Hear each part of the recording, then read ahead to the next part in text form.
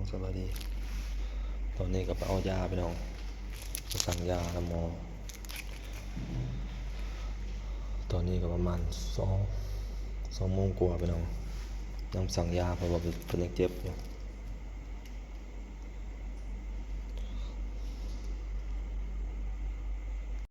ได้ยาพี่น้องไปให้หมอเพิ่นเอายาบ่มีทงเลือดเสียวโซ่ผมเอาเลยหนึ่งกว่าสีมันน้อย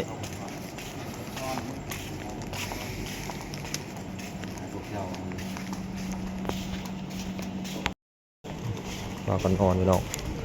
ตอนนี้ก็ประมาณ3 โมงนะนอนเพิ่นก็อยู่คนเดียวพี่น้องเขาแม่ก็ให้เมื่อเบิ่งร้านเบิ่งหยังกับเพื่อนพอมาถึงมอเลย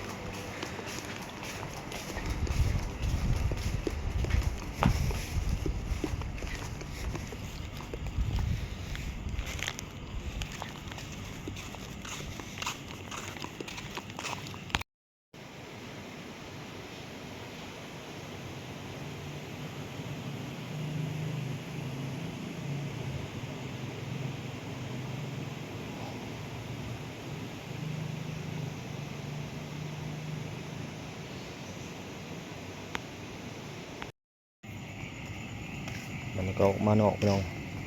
หมอบักใส่ยาให้แล้วกันแง่ก็เป็นมันแง่คอเหี่ยวพี่น้อง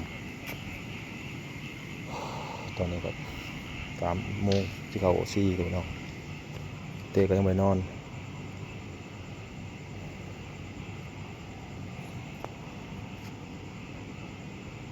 รอเบิ่งเตะก็ตามเบิ่งอาการนำแล้วก็ถ่าปุ๊บหมอพี่น้องตามเบิ่งอาการเพิ่นก็เมื่อยพี่น้อง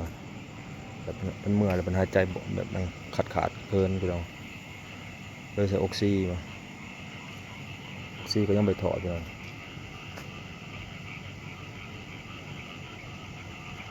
รอเบิ่งน้องมือที่ว่าเป็นอะไร